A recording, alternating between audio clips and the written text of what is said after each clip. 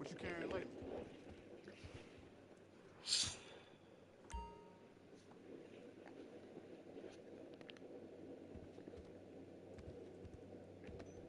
Stay strapped.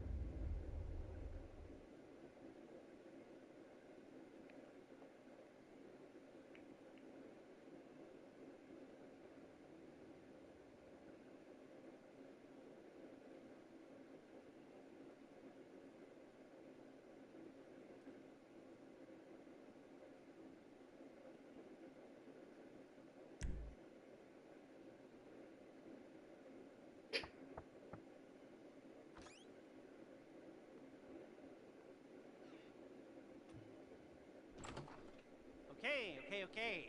So, are you ready? This should be pretty easy. I've kept it simple.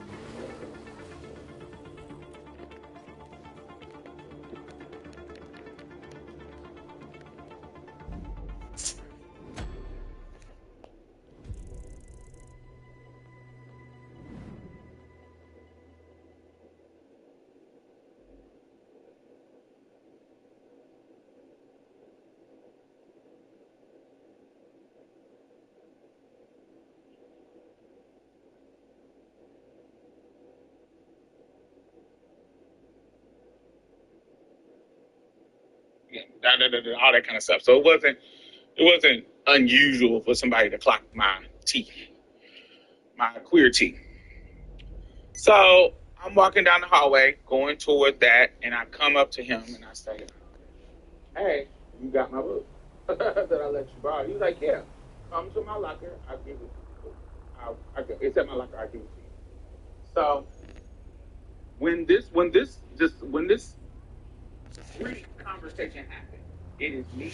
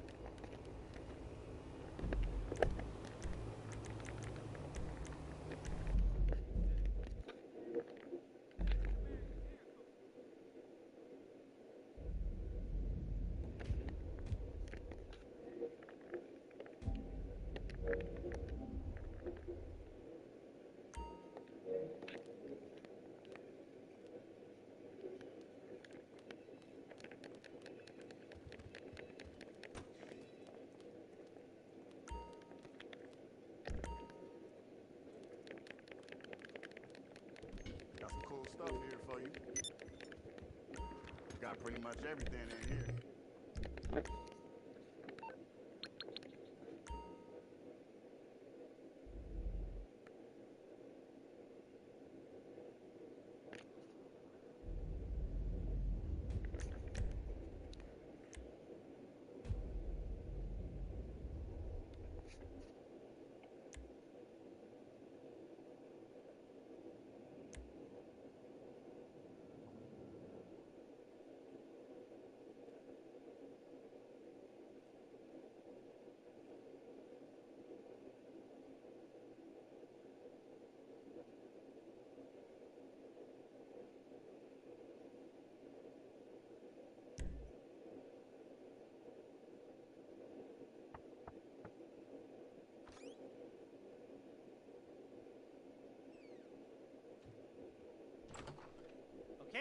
Okay. So, are you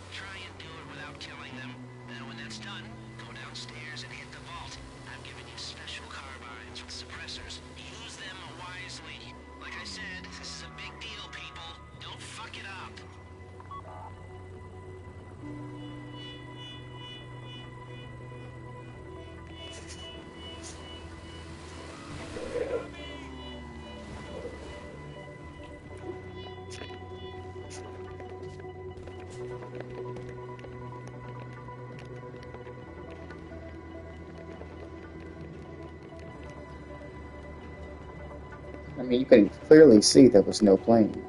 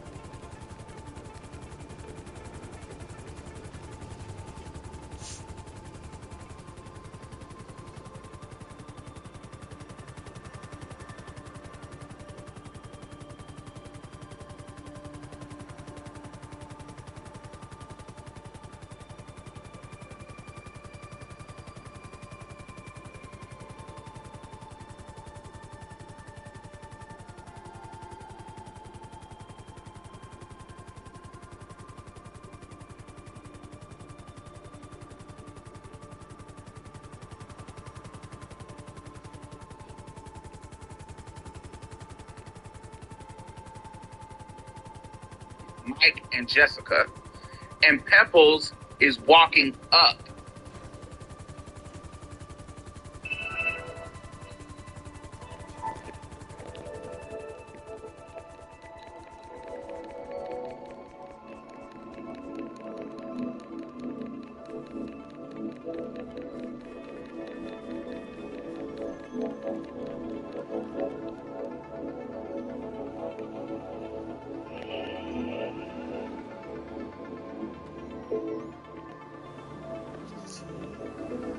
Everybody is kind of like in awe, like in shock mode.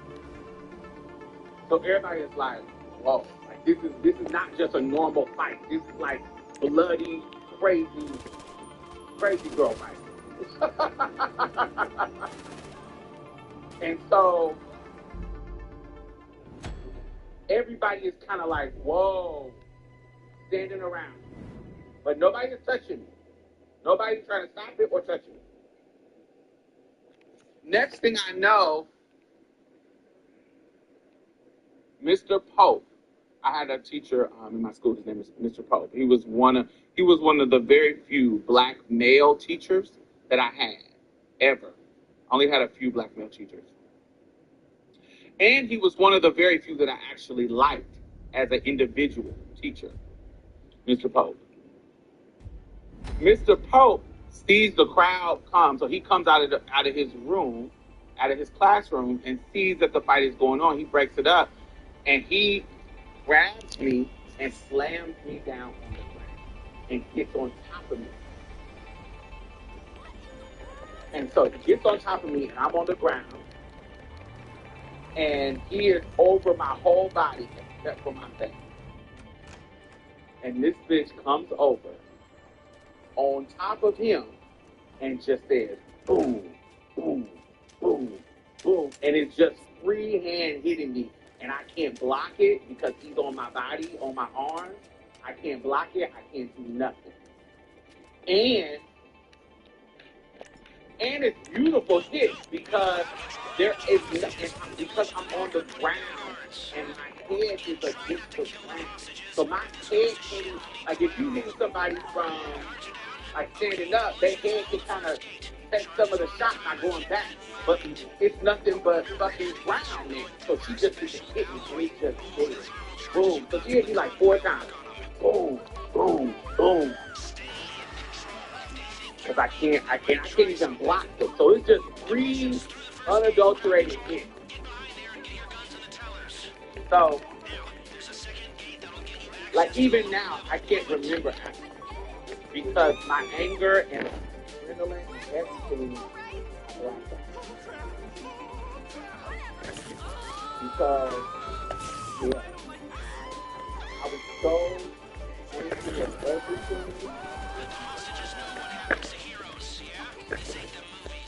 I would be so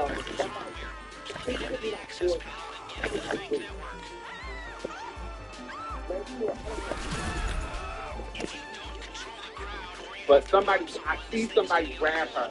And I don't remember anything else except for me in the office. So the security puts me in handcuffs, puts her in handcuffs. I couldn't. My mind exploded into these kids. My mind exploded into these kids. But because these are grown men on me, and I'm a 12-year-old teen, 12, 13-year-old teen, I can't outdraw the grown man. So I couldn't outdo him. So they put the handcuffs on me. They put the handcuffs on her too. And they take us down to the principal's office. And so we get into the office, and she's crying, saying that her handcuffs are too tight, and da-da-da-da-da-da-da. We're in the little office together, and I am sitting and I'm quiet. Our security at our school has Y'all security didn't have handcuffs. Yeah, the officers in our school have handcuffs. Anyway, so they handcuff us, and we're in the office, and I am totally quiet. And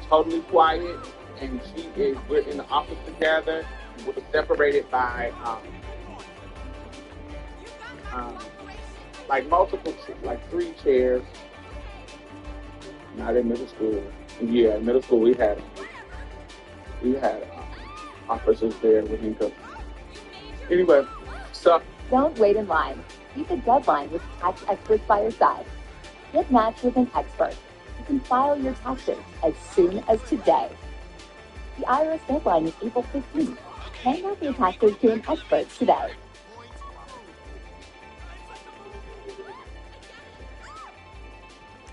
oh, they have called. I really don't know what they are doing. Like, I don't know if they're calling juvenile on us.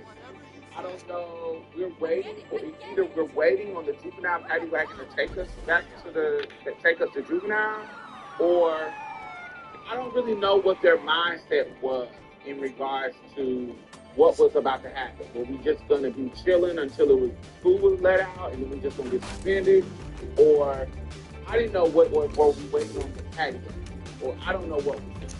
But what I do know is I do not idea about what's going on. All I want to do is stay calm enough for me to take these decisions. Because as soon as they take these haircuts off me, I am changed. That's all I can think of. As soon as they take these haircuts off me, I'm going to sit here and be calm. I'm going to sit here and pretend to be calm. But my inner working is I am going to quit. That is what my brain is thinking. That is what so all I need to do is to get out of be quiet, calm down. They will take them off. And she's trying to get it out. But she's making the point of, we're not fighting anymore. These handcuffs are too tight. Take these handcuffs off. We're not even fighting anymore. Blah, blah, blah, blah, blah, blah, blah, blah, blah. And so she is trying to convince them to take the handcuffs off. And in my brain, I'm like, yes, please convince them to take them off of us. Because I'm just going to sit here and be quiet. And when they take them off of us, and they got us in this room, I am going to wear you out. I am going to wear you out. That's all I could think about. I was just sitting there like, please listen to her. And he came, the not the officer, but the principal came into the office and said, "Have y'all calmed down?" Because she started to complain. I could tell it started to be annoying to him that she kept on telling him to come in here and blah blah blah. But he sees me over there like this, and he asked me, are y'all reasonable? Something about it. Are y'all reasonable? Are y'all blah, blah, blah, blah? Are y'all, y'all ready to talk this out and stop acting like animals and fighting? And then he gets to asking us all of that. And I said,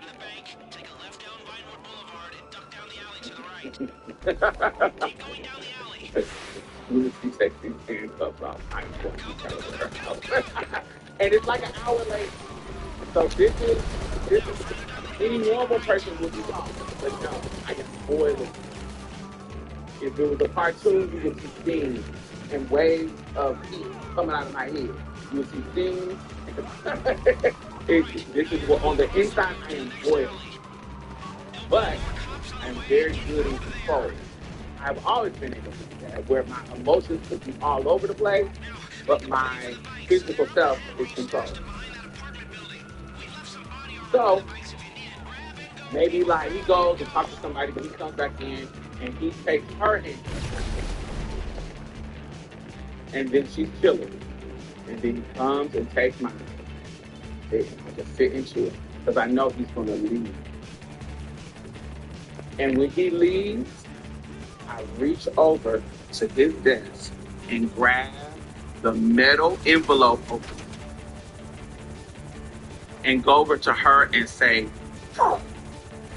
and wear her. Don't kill her, but I was just weak. I just couldn't get her the way I wanted to get her, but I got her.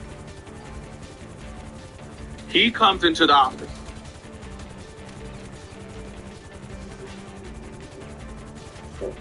She's screaming and bleeding. And he says, oh, you out of here.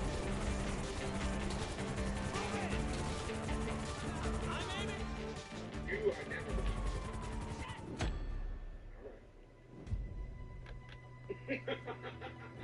so the big one, she's bleeding. They call the ambulance. They call the ambulance.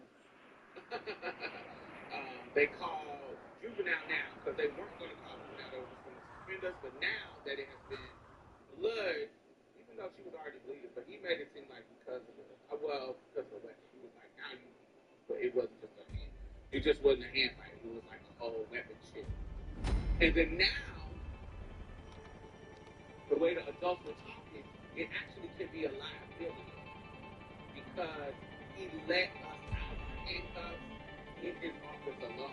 So me stabbing her actually, you can be liable. Use the bikes to get away from the cops and to get upstate. Or we left a dinghy in Because That's your exit plan. There's a route coming to your GPS now. It'll take you off-road, away from the cops, and towards our boat.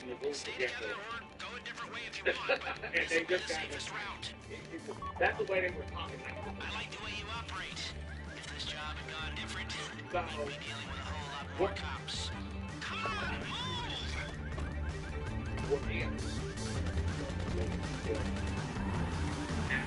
In this time, this is when they had. You don't want to hang around out there. Follow the route as quick as you can.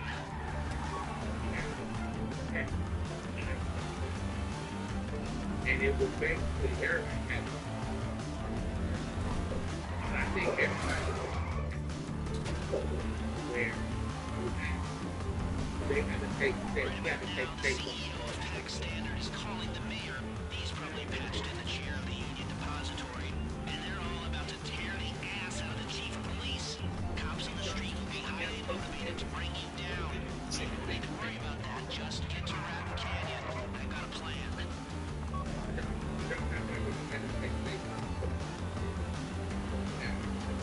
Yeah, so we had to take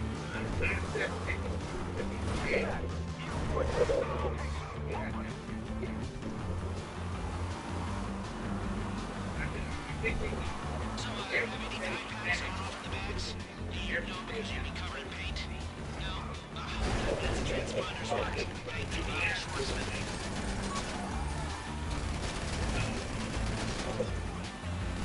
and so it used to be just like an evaluation, but it started to be something that you have to take in order to pass to the next grade. So it started to be then instead of it being the graduation. So in order for me to graduate 8th grade, I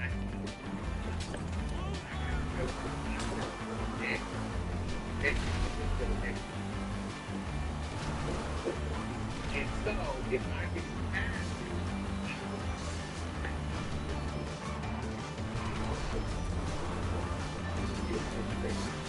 everything. So, yeah. You know when you have lots of time, when you're put in jail for robbing a bank and putting down a load of cops, you don't have time right now. Get out of there as quick as you can.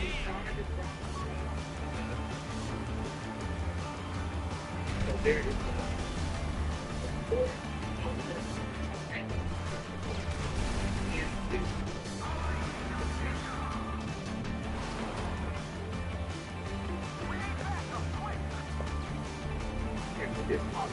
Keep going, keep going. Don't worry about the cops. Worry about getting to the canyon.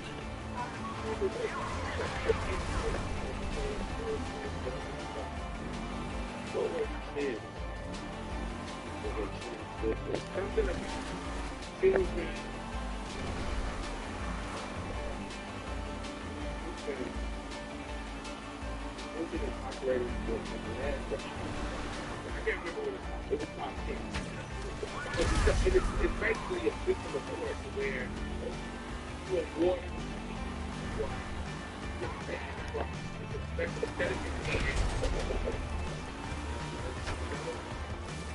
anyway, you awarded for that.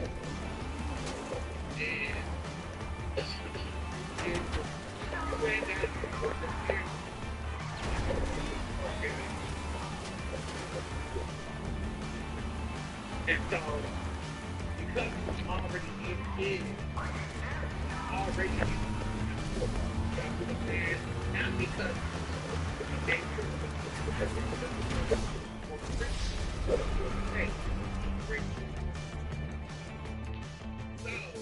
when we go to court, so when we go to court, my case manager has to be there, and he comes in talking about like, yo, we already know that this has been not that I've been an issue, but basically, yo, they already in the court system, so we don't really need to do that. So I don't really get in trouble for real, based on the court. So ain't no any charges that could have came, they didn't charge it with it. They basically said like I'm already in, because while I'm not in a prison like a jail for kids, all of this is the incarceral system. Understand that. All of this support system. This isn't these group homes, whether it be boys school, because we had a boy and girl school where it was more like a jail, and then you had jail. So all of this is connected by the court. So it ain't like I'm not in the system already. So anyway, so I don't get in trouble in regards to that, but they do expel me. I cannot go back to short with it because I'm in short with it. So, which is a high school now, I heard. It wasn't junior high, but it's back. It was a high school, then it went to junior high when I was growing up, and then I guess it's back to a high school. Anyway, so now they kick me out, and I got to go to this school, this alternative school called Roberts. Roberts is downtown. Roberts is fine. Y'all remember...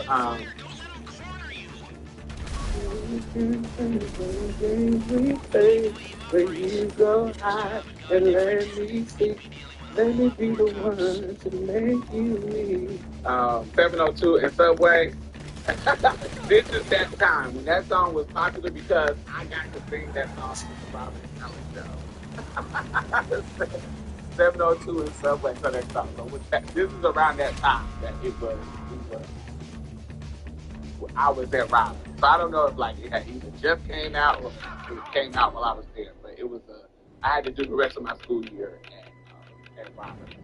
So I had this at the group home. There was this white lady. Her name was Samantha Andros. She was a 20-something-year-old teacher and built the bus.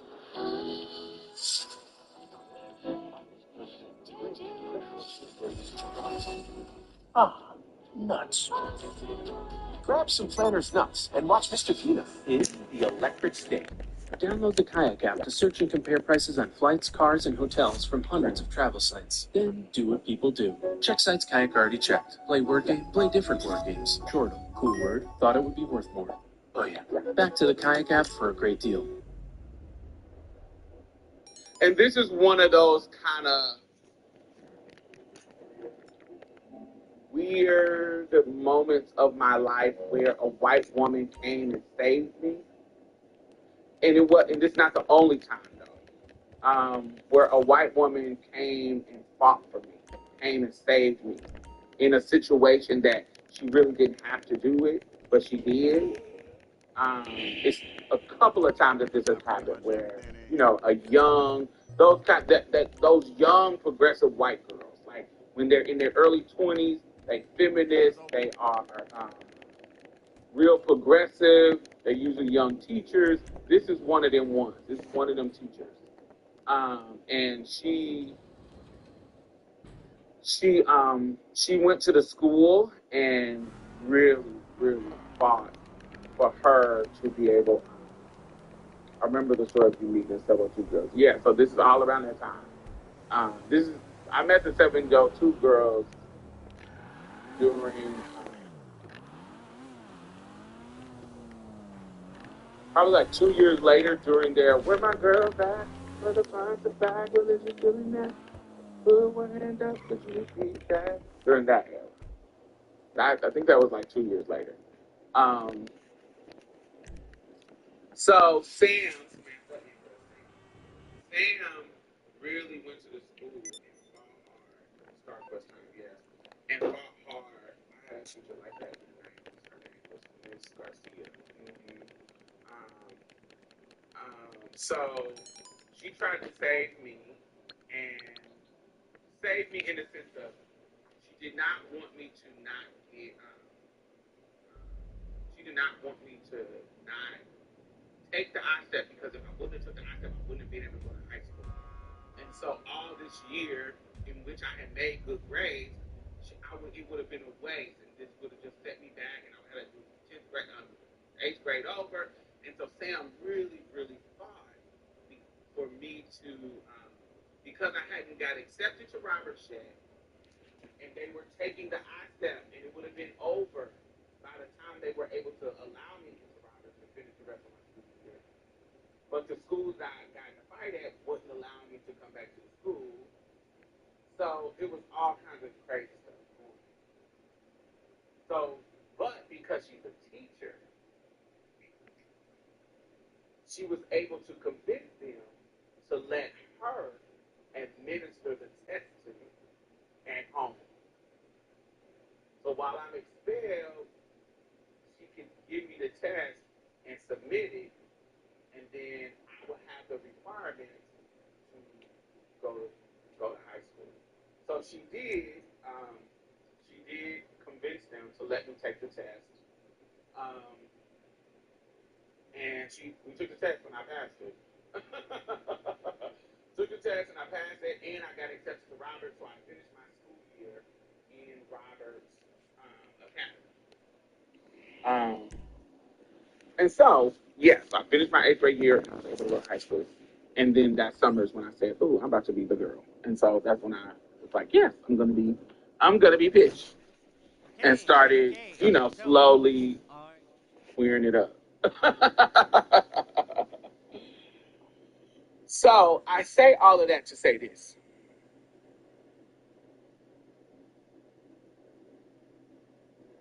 If I was stronger, not even necessarily stronger, if I had hit her in the right place, I could have. Was Roberts a preparatory school? No, it was an alternative school for people who got expelled.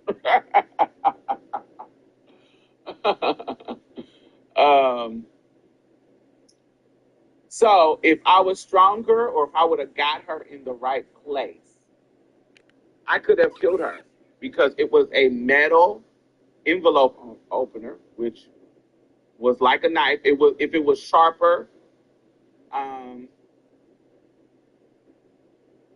it did cut her, but I felt like if it had been a more, if it was sharper and I hit her in the right spot and I hit her harder, I felt like it could have killed her, and I would have been like Tremello. Is that his name? Not Tremello. Carmelo. And I could have been in a situation where I harmed somebody because they were bullying me, and it escalated. And I wouldn't say it was the knife part, or I wouldn't say anything of it was self-defense, but they were bullying me. You calling me faggots, calling me all kinds of stuff. My rage just went out the roof. And so it could have been a situation where at a young age, very, very young age, I was enraged and I harmed somebody. And it could have changed the trajectory of my life. I could have literally went to prison, got charged as an adult, went to prison, and none of the things of the accomplishments that I had in my life, which happened after this moment, all of them, I never would have been able to do. Every single thing that I think of as an accomplishment for myself, I never would have been able to do. And I'm not the same person who I am before as I was at 12, 13. And so I always think about that when kids, when teenagers or kids are in situations that are kind of changing the trajectory of their life. And I'm like, yo,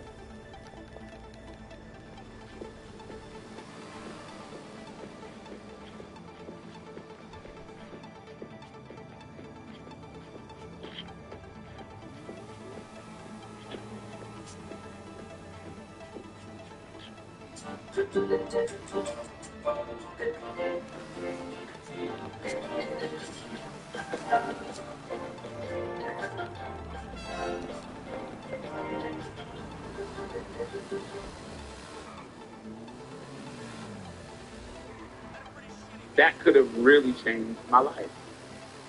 And there's been multiple times in my life that this happened. I remember when I was a sex worker years later in my 20s, and I was, I got into it with the client, and I had to shoot him. If he had died, I could have been in prison. And so when I think about that moment and hearing about the situation with these kids and the way it's described, it felt like these twin boys was bullying him or trying to punk him out of his seat. But all the fun folks went to Roberts, and my first grade boyfriend, Tyrese, was there. Also, why is Sam still in the clinical therapy work all these years later? Yeah, I've talked to Sam. Sam is cool as hell. She got into teacher. She was a teacher too. I'm friends with her daughter on Facebook. I'm friends with her too on Facebook.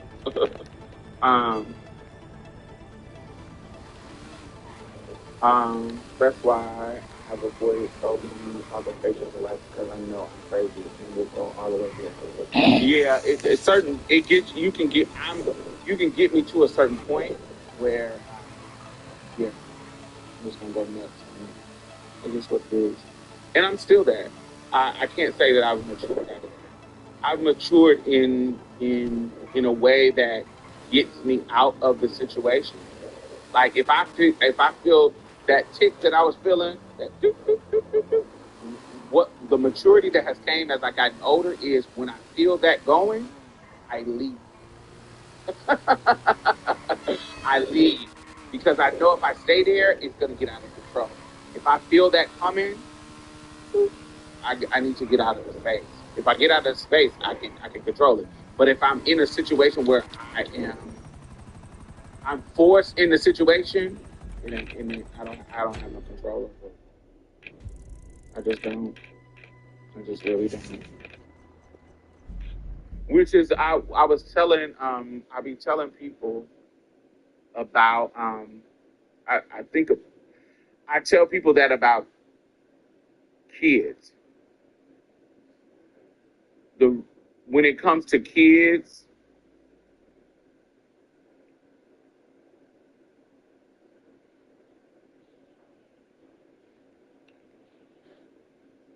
I feel like one of the reasons why it is not a good idea for me to have children is I feel like kids are a potential prison trap. Because let me find out that you are bullying my kids. Ain't no way I'm not gonna come up to that school and do something crazy that an adult shouldn't do. Let me find out that you done touched my child in any kind of way that I think is inappropriate. I'm going to prison because I'm wearing you out. Like, I am not one of them people about that think.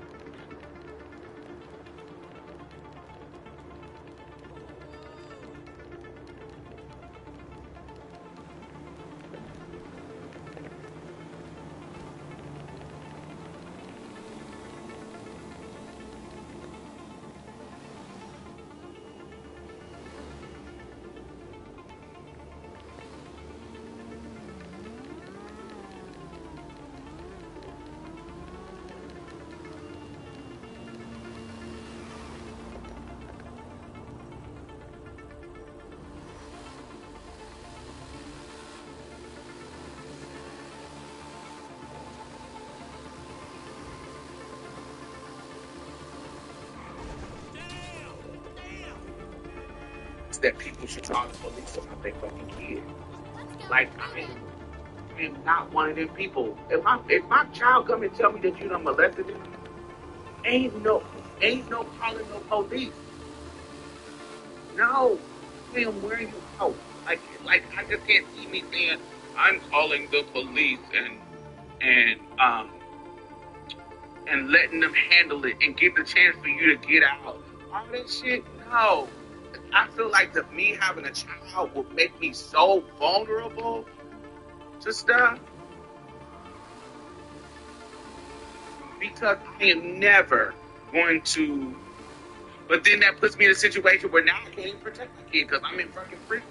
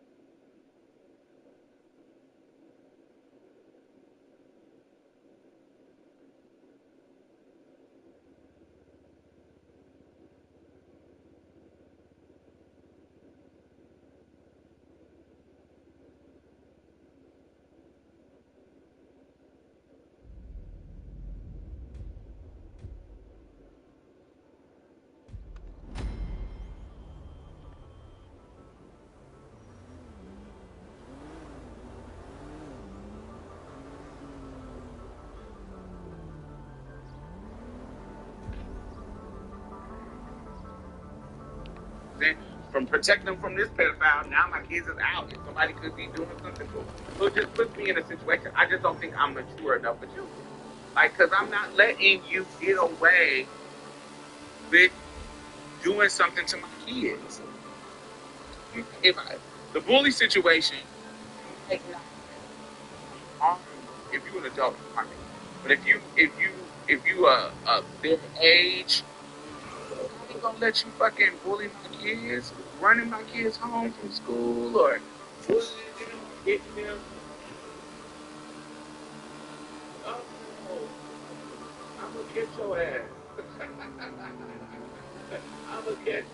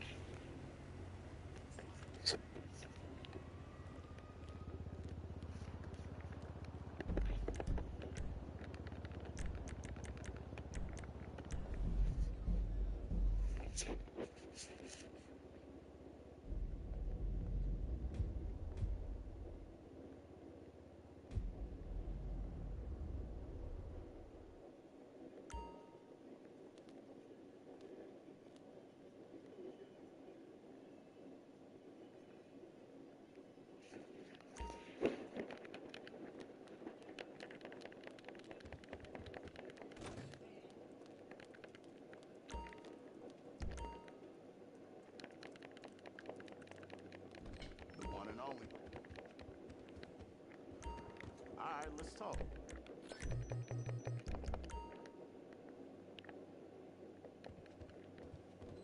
Stay strapped.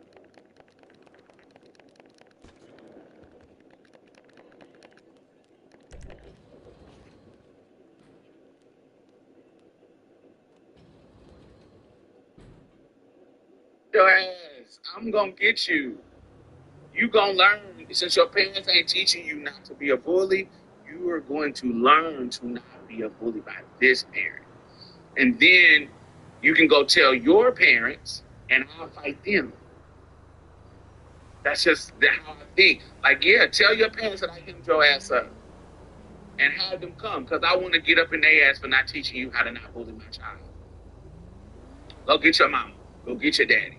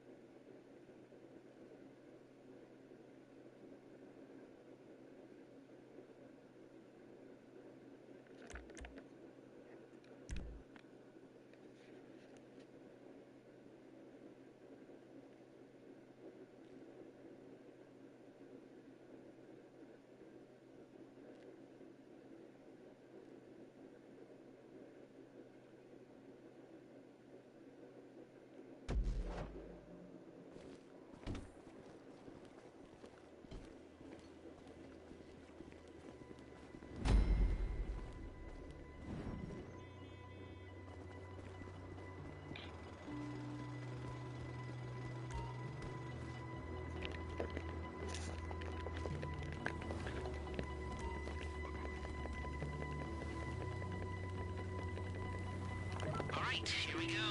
The one we've all been waiting for. Alright, put your masks on when you get in the bank. Then crowd control. You're on, well, crowd control. You get in their faces. Shout at them. Shoot near them if you have to. Just try not to kill them. Mind you, that wouldn't be cool. Demolitions, hacker, your first job's to subdue the guards. Again, try and do it without killing them. When that's done, go downstairs and hit the vault. I've given you special carbines with suppressors. Use them wisely. Like I said, this is a big deal, people. Don't fuck it up.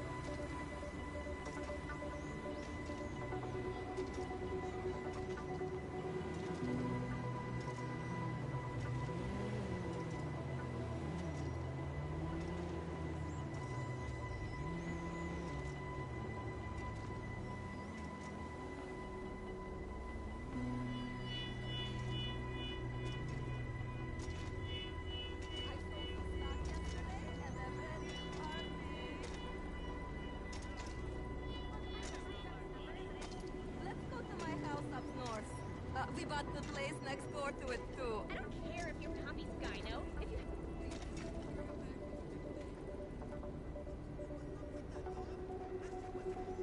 Holy shit!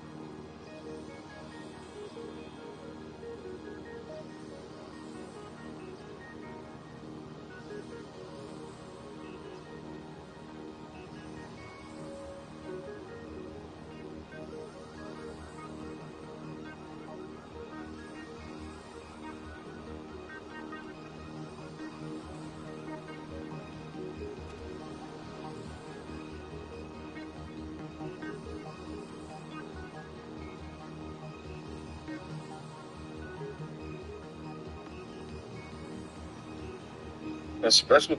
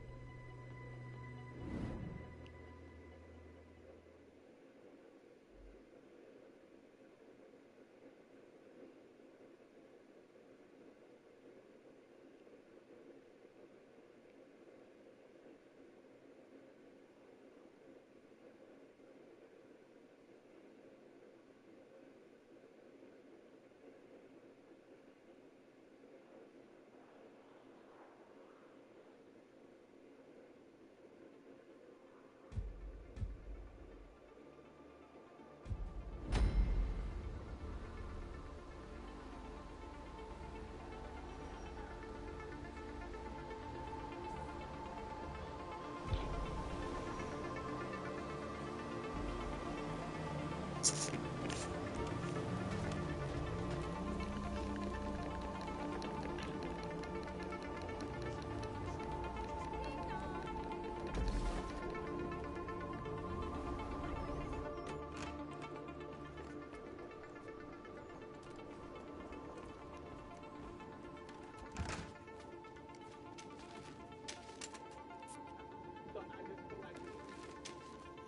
potential of doesn't work well. I feel like one of my kids. Go! We need crowd control managing hostages. Demolitions and Hacker putting down guards. Again, try not to kill the hostages. If this goes to shit, we'll need collateral. The guards are down? Okay, demolitions blow the first gate. Charges are on a timer. Keep that in mind. Same. I scare myself when I get upset. I go into panic mode. Yeah, I call it fear mode because I fight everybody. Even if I think I can beat you, I fight in fear. I feel like a lot of us are like that, enduring being bullied growing up.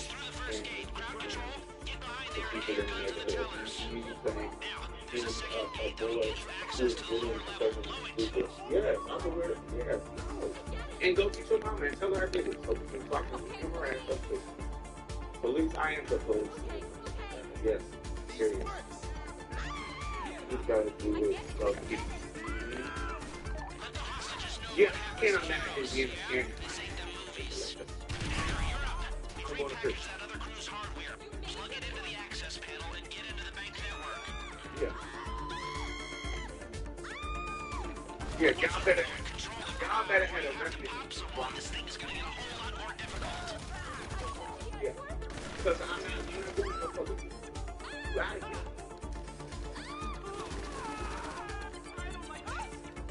You up out of here. Sister got patty. I was trying to put me up.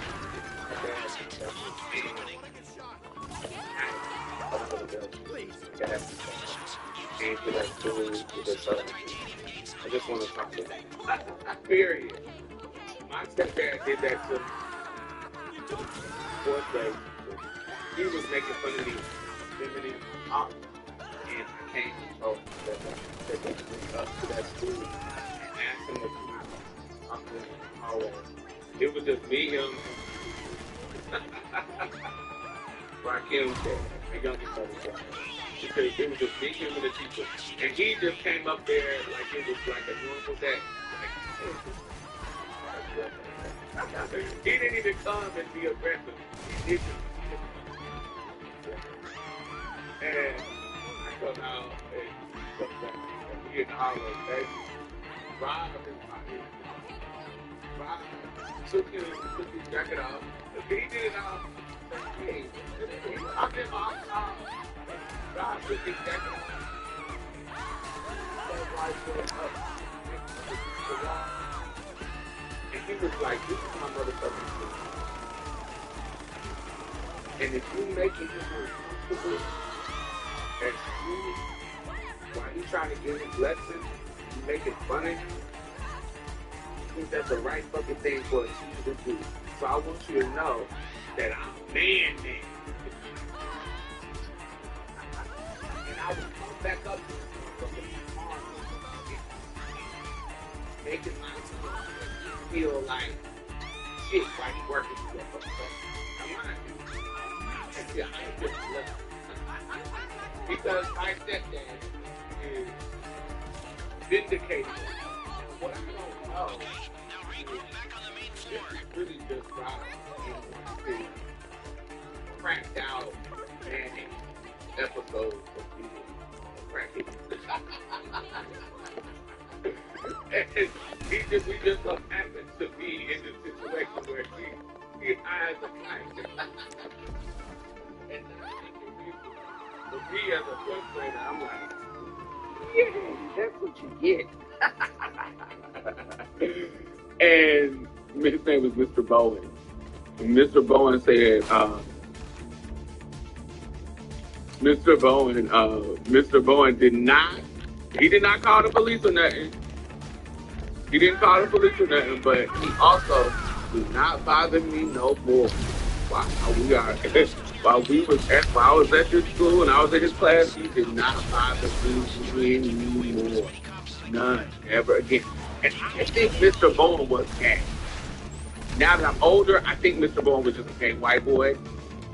And I didn't think I think this moment made him understand what he done to me as a gay kid. But I don't think he was intentionally doing it. He just didn't know. Because what happened was, I think I told you, I was in class, he was making and he was basically, I was excited about answering the question. And the answer to the question was 10. And I said 10. And to me, I'm just an irregular. But in Boston, Massachusetts, it sounds country to them. So he says 10. He repeats what I say back and laughs about it. And all the students laugh. And this is when in living color, snap in the Z formation. So him saying 10, and he's a gay white boy saying it like that, I think to him, African Voices Changemakers on CNN. The new series on CNN. You've seen their names. Do you see yourself as a visionary? Yes, I do. You've seen their work. A visionary is somebody who has an idea for how they want the world to be better. Now see what these visionaries are doing to make an impact that lasts. Creating inspiring environments. That's what I get out of bed for every day. Visionaries, only on CNN. In association with Hyundai. This is CNN.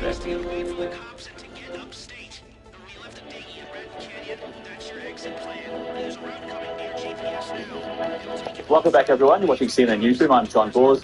Let's take a look at today's top stories.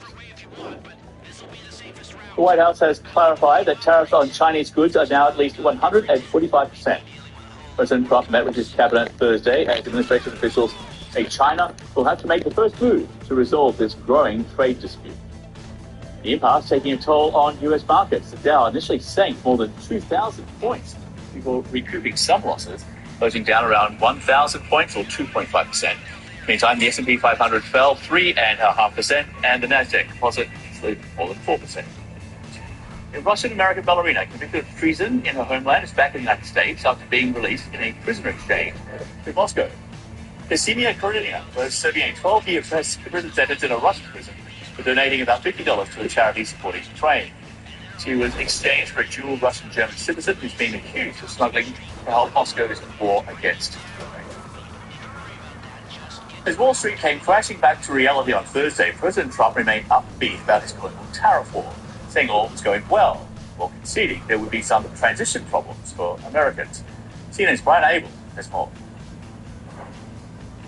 President Trump further escalating the growing trade war between the U.S. and China, confirming the tariffs on all Chinese goods are now at least 145%. The U.S. stock market dropping in reaction to that, while China has levied an 84% tariff on all U.S. goods. In a cabinet meeting, the president said he's, quote, very happy with the way the country is running, saying that a lot of countries have shown they want to come and make a deal on tariffs. The president says he thinks it's going to work out pretty well, he said, but did acknowledge some struggles ahead for the American people. There'll be a transition cost and transition problems, but in the end, it's going to be a beautiful thing. Commerce Secretary Howard Lutnick also speaking in the meeting, saying that some of the countries that were set to receive those reciprocal tariffs before the president paused them for 90 days were, quote, coming with offers they never, ever, ever would have come with without President Trump's actions. We've got so many countries to talk to.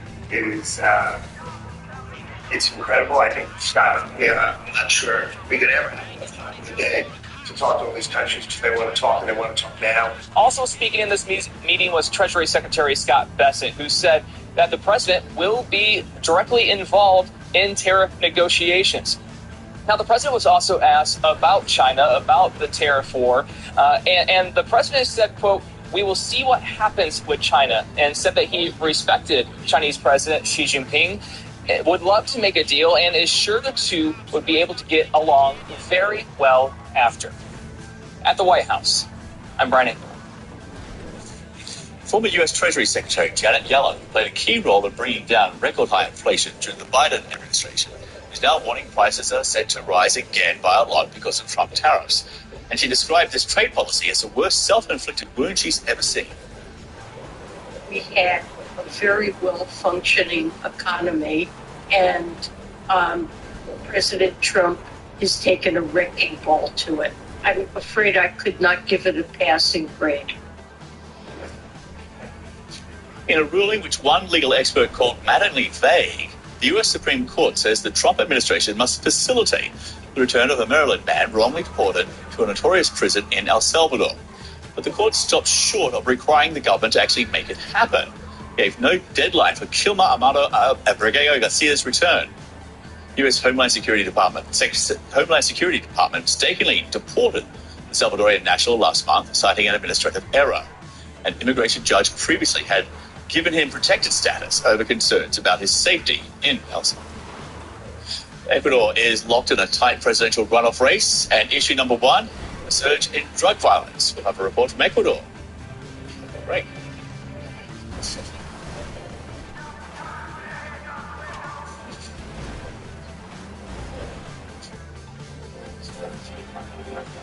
Visionaries in association with Hyundai.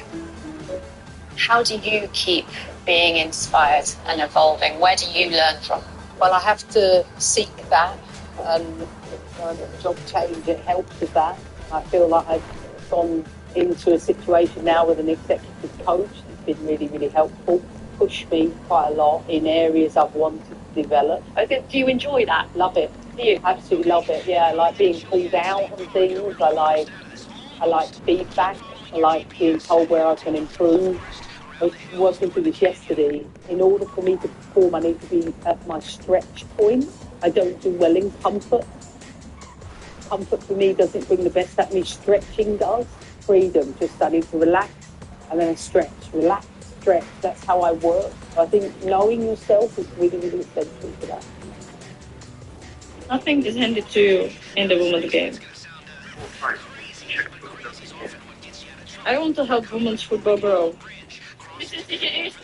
To show women can be involved in all aspects of the game. With Hyundai supporting the Women's World Cup, I hope to see more women play. And more young girls dreaming big. Because when we raise the bar, we inspire the future. Are you sitting right now? It could be harming your health. Back pain, stress, and serious health risks can build up from sitting too long. But motion changes everything. Introducing Ready Rocker with its patented Rock Perfect design that supports your spine as it helps improve posture, relieve back pain, boost circulation, and release endorphins for your overall well-being, no matter where you are.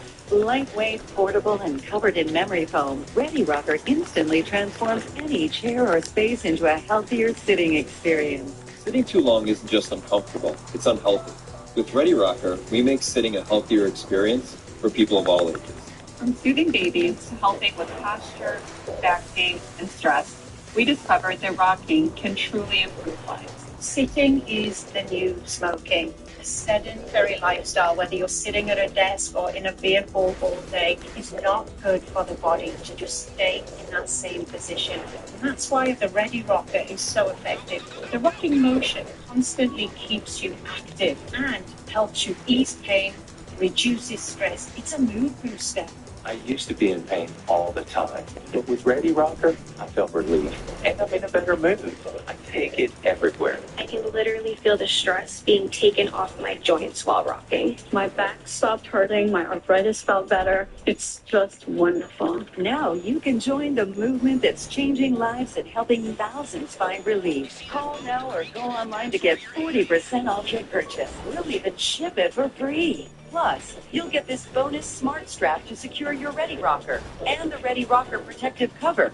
Ready Rocker is changing lives one rock at a time. Now it's your turn to experience the relief for yourself. Call 1-800-774-1914 or go to buyreadyrocker.com. That's 1-800-774-1914 or go to buyreadyrocker.com.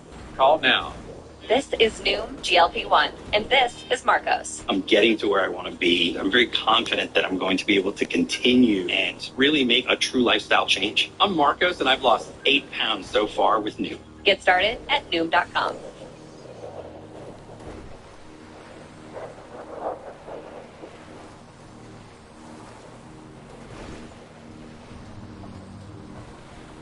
I think he was trying to ridicule me. I think he was trying to. I don't know. I don't think he intentionally was doing it. I think he just was like 10, and maybe all the other students started laughing about it and started doing it. And for me, as a fourth grader, I'm sitting there like, Do you intend me to bear children? I don't understand the question. You don't understand? You're getting on my nerves. You think if I was a cop? they were like kids. I'm sitting there like ashamed because now you got everybody saying that. And so for the rest of those, like, this happened like 2 weeks before. For the rest of that 2 weeks, I was not raising my hand and saying nothing, baby, because I'm 10, and this is when it's already given. You know, this is that beginning stages of motherfuckers trying to clock your teeth, being gay. So, baby, I was like, immediately gave me shame, and and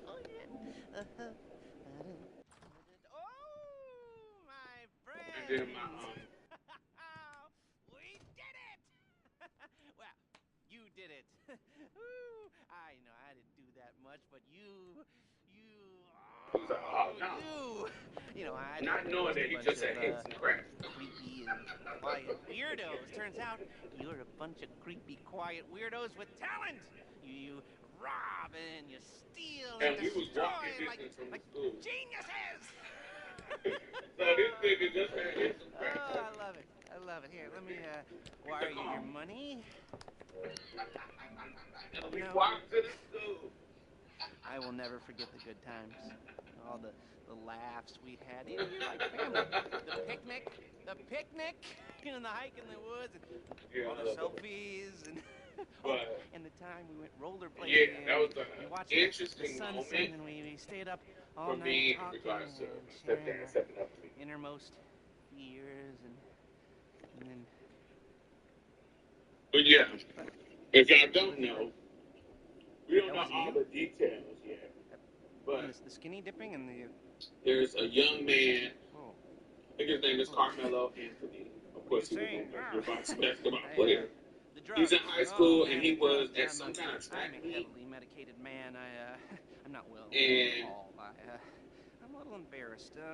Okay, the money. He Here. was at some kind of track meet. And here. And here. And here. Okay, you better take off. These and, two boys come okay. Bye-bye. up to him about sitting. He under the wrong tent or something. They try to move his seat. And the boy told him, "Yo, if you touch me, I'm gonna fuck your ass up." You got the dudes is bullying him. His two twin brothers, and he like, "Yo, if you try to touch me, baby, I'm gonna wear you out." And he tried to come over there and snatch his book bag, snatch him like away from the little.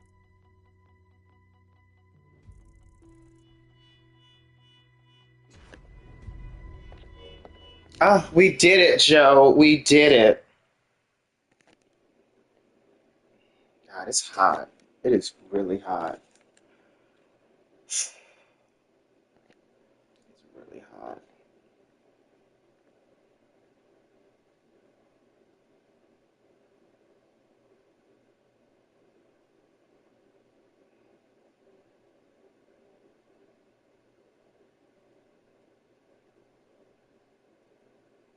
I see you looking.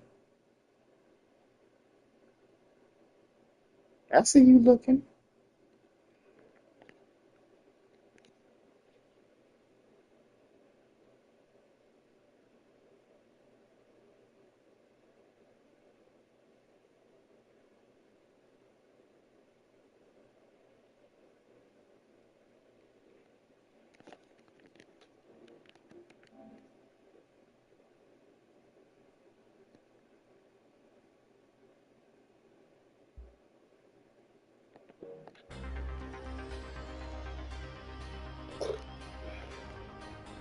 Last, excuse me.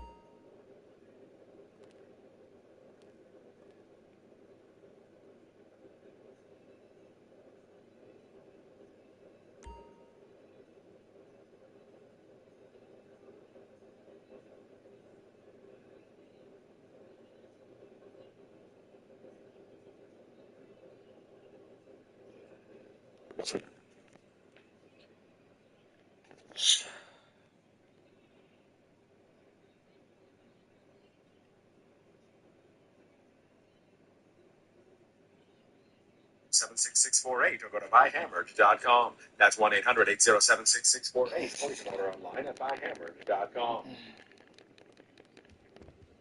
Grief isn't talked about much, but that's what my podcast is all about.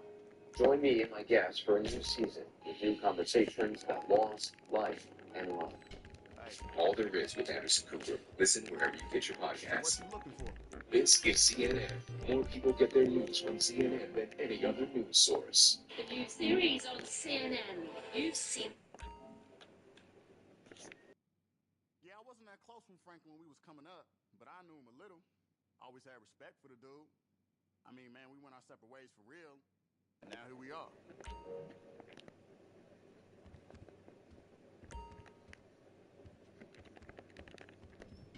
Keep your eyes open.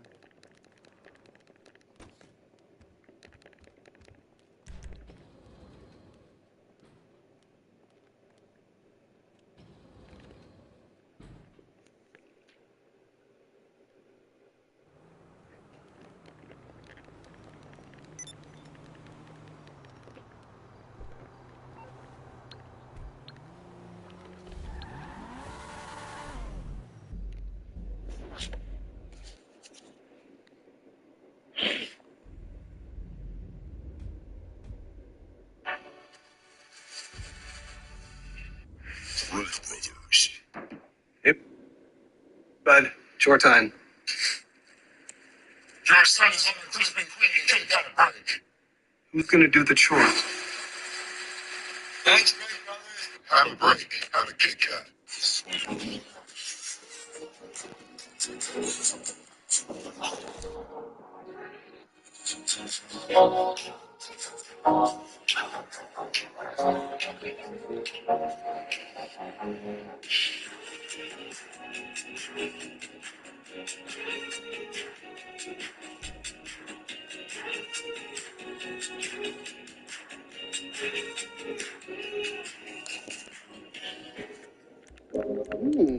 Thanks for sharing this Red Baron with us, Willow. It makes me want to share something of my own. I'm tired of being hip. Finally, someone says it. What's with drinking from mason jars? No more wearing skinny jeans. Yeah. Sharing Red Baron pizza can lead to more sharing. I'm David Culver. As follows, leaving a trail of victims. Hay cuerpos todavía. Oh my gosh. The smell is overwhelming as he's opened this door here, but from the outside looking in, you can see there's blood on the ground. Another killing, another crime scene. This is now the murder capital of Latin America. This is Ecuador 2025. Ecuadorians are now heading back to the polls in what is expected to be a tight runoff race for president. The number one issue for voters? No question, security. Teníamos todo en contra. Current President Daniel Noboa defending his nearly 17 months in power. declaring war against gangs, labeling them as terror groups, and deploying the military into the streets early last year. After an infamous gang leader escaped prison and gunmen stormed a TV station, taking journalists hostage live on air. The country spiraled into chaos. Noboa's initial push to tackle crime at first showed promise, but the violence has resurfaced. More than 2,500 killings reported already this year. But Noboa isn't going at it alone. He's counting on a powerful ally in this man. Today, we will also be designating the cartels as foreign terrorist organizations. Applauding President Donald Trump's Inauguration Day pledge to combat organized crime. Noboa and his wife, front and center as Trump took the oath of office in January. As violence escalates and the economy stumbles, Noboa faces a strong challenge from left-wing candidate Luisa Gonzalez. Mucho énfasis en la seguridad. She's promising to boost the economy and crack down on crime while pumping more money into coastal cities where violence hits hardest. But for many in areas overrun by gangs, it's already too late. The peace that once defined this coastal nation has shattered. Grief stretches across communities, once seen as safe havens, today scarred by constant violence. Folks here whisper it to us like a memory, repeat it like a prayer. Ecuador, they say, was never like this before. David Cover, CNN, Guayaquil, Ecuador. Pope Francis made a surprise public appearance at St. Peter's Basilica on Thursday. The 88-year-old was in a wheelchair as he waved to visitors and at one point stopped to bless a baby. His oxygen tube could be seen, and the Pope was wearing black trousers, not his usual papal vestments. Pope Francis, this is his second public appearance since he was discharged from a hospital last month after suffering double pneumonia. Thank you for watching CNN Newsroom. I'm John Bors. I'll be back at the top of the hour with more CNN Newsroom. In the meantime, World Sports starts after the break.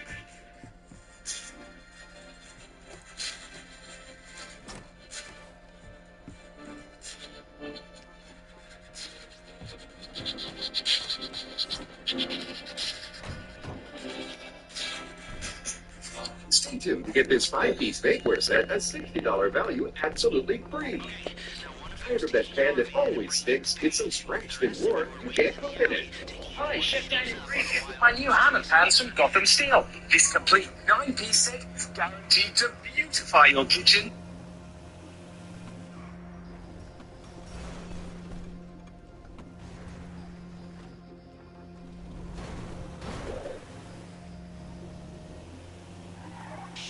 Backup's incoming. They'll lead the crew away from the van with their equipment in it. Take him out to Vespucci. There's an alley the Vagos use. If you torch the van there, they might think it's a gang thing.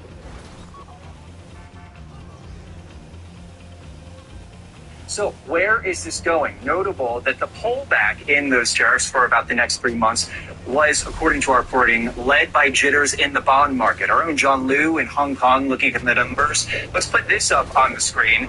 The 30-year Treasury yield rising to around 4.95%. That is the largest weekly increase since 1982, according to our own John Liu, and numbers that have been crunched by Reuters. So where this is going, we're all looking to who talks to whom first. And as you alluded to in the intro, John, we have new reporting from our team in Washington, D.C. that is saying that the Trump team does not want to be the one to call Beijing first. And they have conveyed that for the better part of 2 months. So let's listen into more of President Trump's comments from the West Wing a few hours ago. Let's listen. We would love to be able to work a deal. All we're doing is putting it back in shape, but we're setting the table. I have great respect for President Xi. He's been, in a true sense, he's been a friend of mine for a long period of time. And I think that we'll end up working out something that's very good for both countries. So what we're watching, John, if there is going to be a deal made relatively quickly between Seoul and Tokyo, and if those deals pressure Beijing to act. John. Mike, thank you. Mike Valeria there live in Seoul. No problem. Joining us now from New York is CNN business editor at large and host of Quest Means Business, Richard Quest. It's good to see you again. Good to be with you, sir. Okay, so a day after hitting pause on some of his tariffs, not all, the US president had this assessment of just how well this tariff policy is working out. We think we're in very good shape. We think we're doing very well. Again, there'll be a transition cost and transition problems, but in the end, it's going to be a beautiful thing. So just a few transition problems, or as some may have suggested, the last few days have caused serious and lasting damage to the US economy. Where do you stand? I think that it's a combination of both, in the sense that you divide it neatly into two groups. There is the damage that's being done and is being done by these very high tariffs on China, which is 14% of US imports, 10% general tariff around the world, auto tariffs, pharmaceutical tariffs to come, steel and aluminium tariffs. So that is already baking the cake towards recession. That's one group. And then the second side is now the process that's going on with all the other countries that have come forward with proposals. But if you look at those tariffs still in place, this is huge, John. This is a massive, massive drag on global trade as the United States unilaterally rewrites the rules. We also heard from the Treasury Secretary on Thursday, and he had this assessment, a very rosy assessment, if you like, of the US economy. Here he is. We had very good inflation numbers today. Oil's down. We had a successful bond market, so I don't see anything unusual today. Yeah, I mean, the trend line on inflation is good, but it's a snapshot of where the economy was. A fall in the price of oil is often because, expectations that economic growth is likely to slow. The bond market, I guess, being back from Armageddon is a good thing. No mention of the stock market, which is a leading indicator. This was very much the cherry-picking the facts to fit the argument.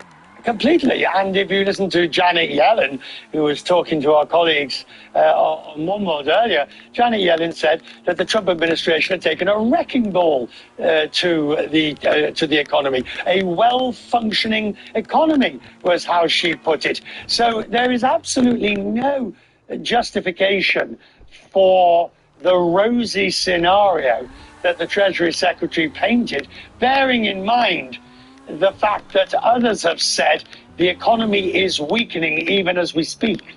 Now that we know tariffs are once again a negotiating tactic, there's still a lot of negotiations now which have to take place. These trade talks are with dozens of countries. What is the plan for these talks, which could take months, if not possibly years? Traditionally, yes. It would have taken many, many months, either bilaterally or through the WTO.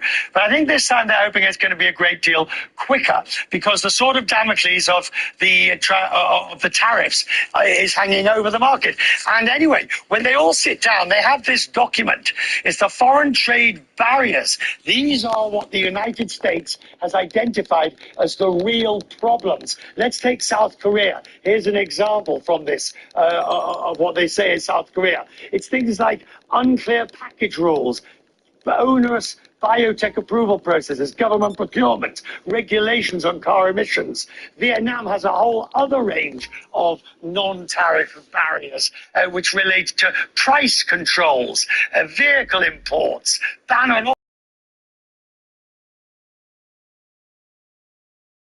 sort of thing that they're going to be going after. With Australia, complex approval processes for various agric, and apples and pears prohibited. So they know what they're talking about when they sit down to negotiate. The US is basically going to say, get rid of these and we'll take away the tariffs. Do you know the Jewish parable about the man who complains to the rabbi about living in a small, overcrowded house? The rabbi tells him to get a goat, let it live inside. Makes everything 1,000 times worse. Eventually, the rabbi tells him to get rid of the goat. The man can't believe how much better everything is.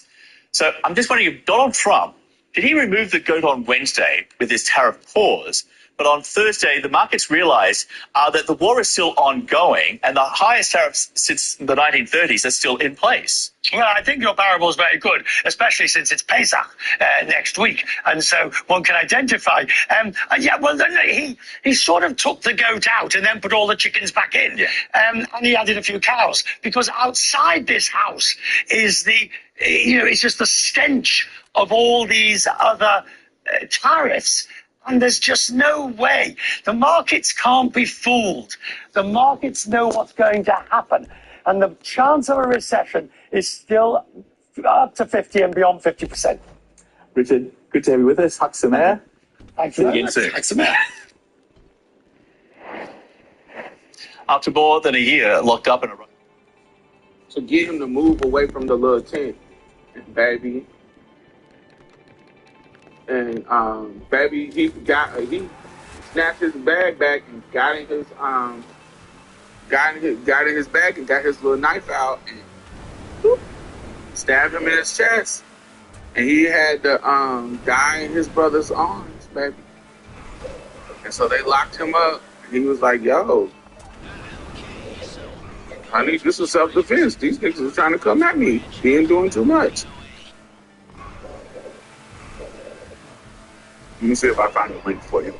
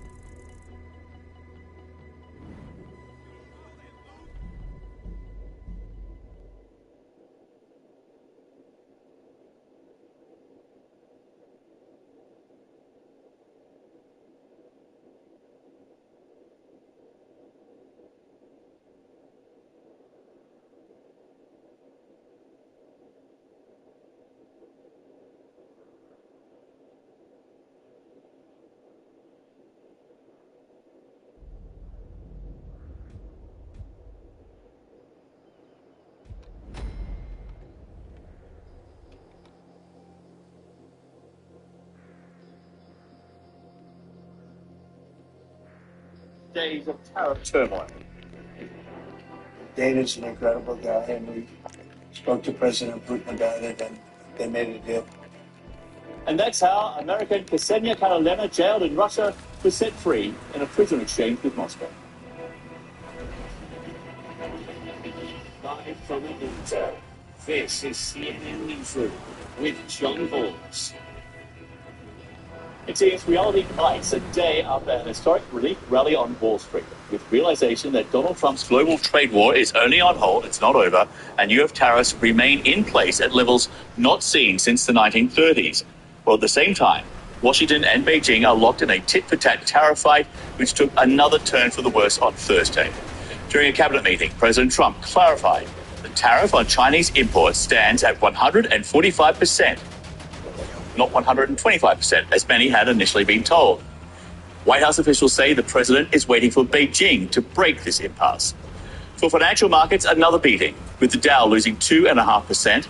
The Nasdaq and the S&P 500 were also down sharply. The US president was unable to comment on yet another bloodbath on Wall Street because he wasn't across the numbers. I haven't seen it because I've been here for 2.5 hours, so I'll be saying it. I think Scott, you want to have a statement on the search? Sure. Look, the up 2, down 1 is not a bad ratio, or up 10, down 5. Let's take a look at the US futures on opening about 9 hours from now. So it's pretty much flat across the board. It was that way last hour, continues to be so. Let's take a look trading in Asia. It is underway. The Nikkei is down by 4.33%. Hong Kong down, or up rather, by almost 0.75%. Shanghai also kind of in positive territory, while Seoul is down by almost 1%. Notable that Hong Kong and Shanghai also have the benefit of support from Beijing. Live to Seoul and CNN's Mike Valerio said the fallout from a trade war between the world's biggest and second biggest economies will not be limited to China and the United States. And on top of that, countries across the Asia-Pacific region are now trying to limit the impact of US tariffs on their own economies.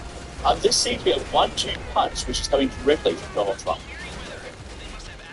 That's right, John. And, I like how you've been talking to our business editor, Richard Quest, about even though there seems to be, from the White House, the desire to have a deal with U.S. allies, Japan and South Korea, which are leading declines in this neck of the woods at this hour. You were talking to Quest that a deal with 70 countries, it takes a second for those deals to come together. And a second, I mean, very complicated, and usually takes years to make some sort of free trade deal among these very complex economies. So all this uncertainty is certainly leading to declines in Seoul and Tokyo. Markets in China, both Hong Kong and the mainland, the Shanghai Composite, in fairly positive territory right now. But all this uncertainty leading to trouble in the U.S. bond market. The 30-year Treasury yield around 4.95%, the largest weekly increase since 1982. 10-year Treasury yield around roughly 4.5%. A day earlier, 4.28%. Definitely trending in the wrong direction. Let's take a look at some reaction over here again from Treasury Secretary Janet Yellen, her unvarnished opinion, as well as Trump ally Kevin O'Leary, you may recognize from Shark Tank, a big Trump supporter. Let's listen. This is the worst self-inflicted wound that I have ever seen in the administration imposed on a well-functioning economy. What Yellen forgot to tell you there is China does a lot of IP theft and has for decades, has never, ever been compliant with the WTO since 2000 when they went in. And the amount of theft they do in Europe and in the United States in terms of IP, and then produce those products and sell them back into those markets at discounted prices because they don't have to pay for R&D. It's beyond abusive. So the main question here, who is going to talk to whom first between D.C. and Beijing? When can those conversations possibly happen? That would have a great effect in terms of calming the jitters of these markets. So the latest comments we have from Beijing, this is from the Chinese Commerce Ministry, and a spokesperson says in part, quote, "The door to talks is open, but dialogue must be conducted on the basis of mutual respect and equality." And when we're talking about mutual respect, John, our team from the White House and DC at large on CNN.com has a new article talking about the back and forth between Beijing and DC. Apparently, through their reporting, President Trump is not willing to initiate a phone call first to Xi Jinping. From DC's point of view, the call has to come from China, and it has to be at a high level. But as Stephen Zhang, our Beijing bureau chief, was saying yesterday, and his reporting is conveying today, that's not Xi's style. He usually likes to have lower level officials iron out the deal, and then Xi comes in and puts the bow on top of the package. So we are going to be seeing what China does next. For what it's worth, you're reporting from John Liu, coming in from Hong Kong. Xi will be visiting Vietnam, Cambodia, and Malaysia, trying to get new allies in this fight. And as we look at who blinks first, John. That is the question, the trillion-dollar question right now, I guess. Mike, thank you. Mike, we'll stay with the story for a little longer. Let's go live to Los Angeles and Robert Kemp, Director of the Asia Pacific Geoeconomics and Business Initiative at Chapman University. Thank you for being with us. Thank you, John. Okay, so in a note to clients on Thursday, Deutsche Bank wrote this: the world is on course for a disorderly economic decoupling between the world's two largest economies. So if these record high tariffs remain in place between the United States and China, at what point does trade actually stop altogether and these two economies really do actually decouple? Well, in terms of trade stopping altogether, I assume they're meaning between the U.S. and China. That probably won't happen. There are some absolutely necessary materials, for example, rare earths, that we purchase from China. They would also have certain types of technology that we produce that they're going to still want no matter what, but it will definitely curtail it. And the decoupling, yes, that's what it seems the White House is wanting to achieve as soon as possible, but that would take a matter of years. There's just no getting around that fast a decoupling of these massively integrated economies. Yeah, but decoupling also comes with a lot of other consequences. Countries that trade together usually don't go to war with each other. And so once you take these ties away, there's a lot less reason to talk to each other.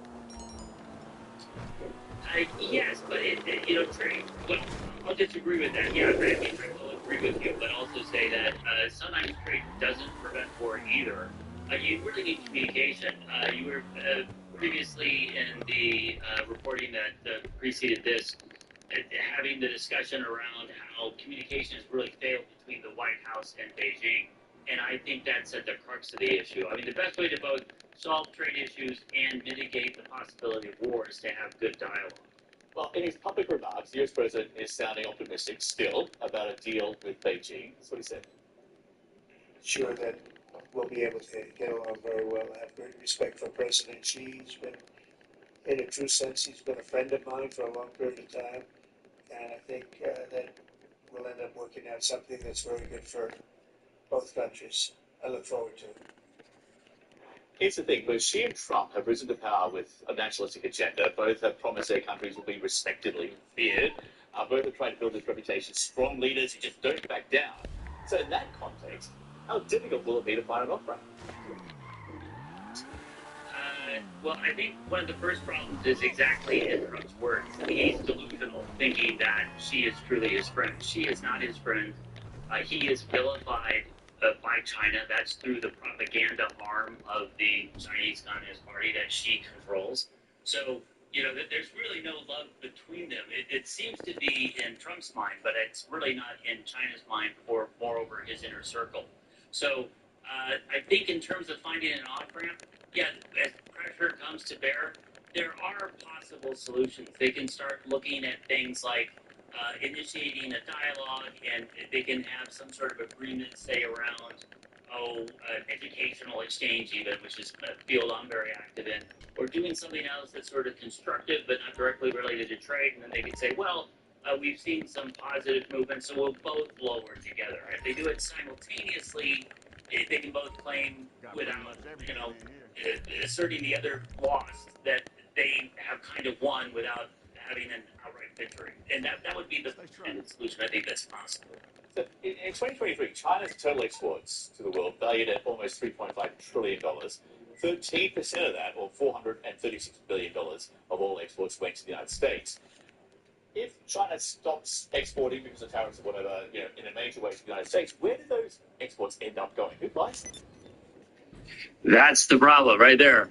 And it's not just a matter of purchasing. I mean, the consumers around the world will be very eager to purchase these very low-priced, bargain-basement Chinese goods. You're talking about a dumping situation, and that's also a reason for legitimate trade frictions. In fact, that's been going on for years, not just with the U.S. and China, but say the EU and China, other trading partners. They accuse China of dumping.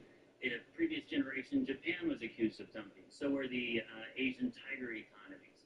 So this is a pattern you see. The thing is, China has done it at such scale, and the potential impact this time, just as you said, having those hundreds of billions of dollars worth of goods now seeking markets at any price, because otherwise it's just a write-off and dumped into the ocean, that could cause really big repercussions globally.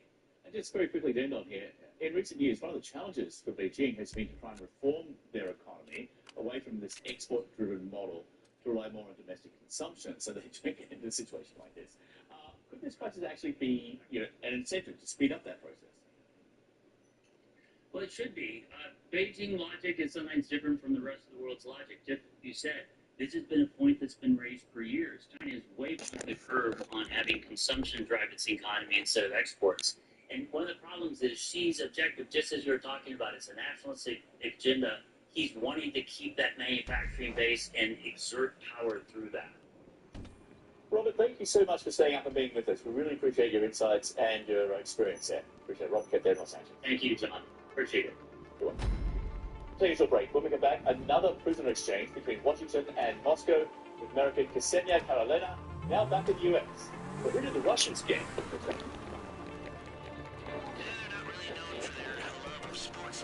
Incentive to get this 5-piece necklace at a $60 value absolutely free. Tired of that pan that always sticks, it's so scratched and worn, you can't cook in it.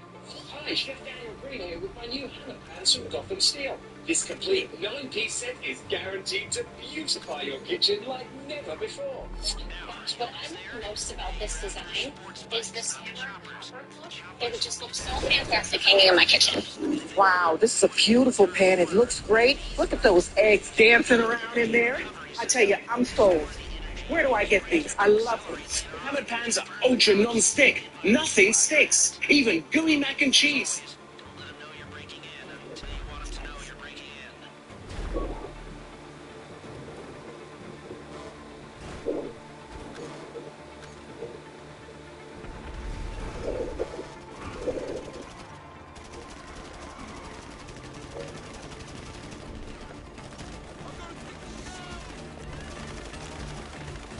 All right, let's read it.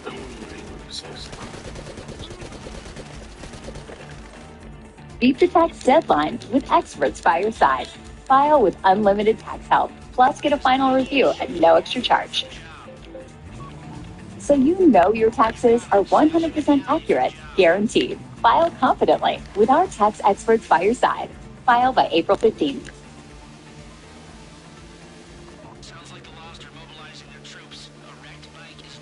If you have ADHD or you just don't like reading in general, you never have to read again. Get this app called Speechify. Take a picture of your work and it reads it to you. And cells are surrounded by pores. Cell wall that bends in thickness. Essays, textbooks, I cannot recommend it more. If you're still watching, make sure you go download Speechify.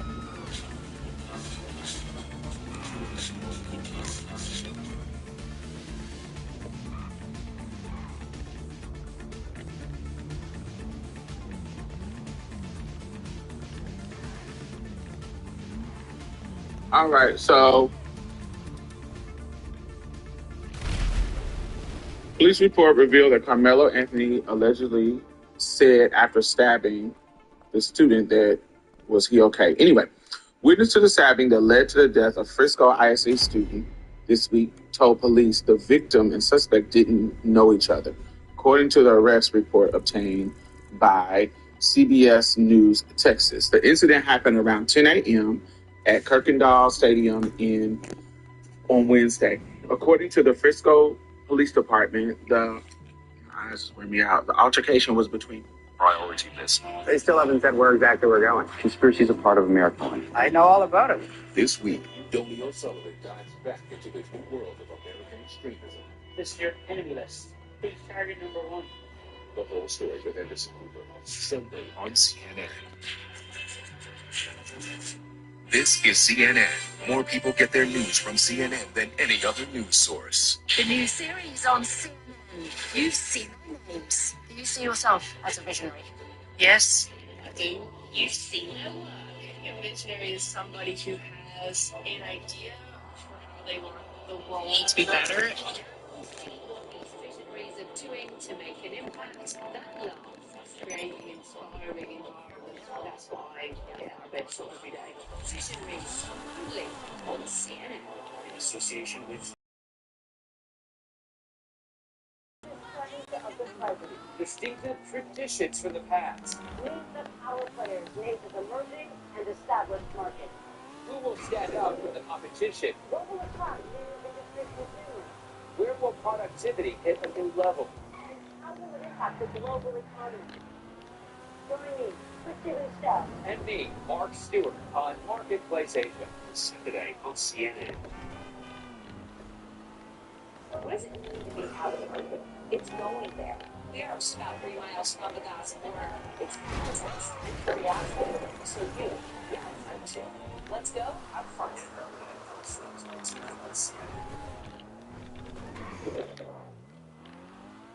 After more than a year locked up in a Russian jail, dual Russian-American citizen Ksenia Karolina has been set free as part of a prisoner exchange with Moscow. A short time ago, she arrived at Joint Base Andrews just outside Washington. The 33-year-old was convicted on charges of treason, receiving a 12-year sentence.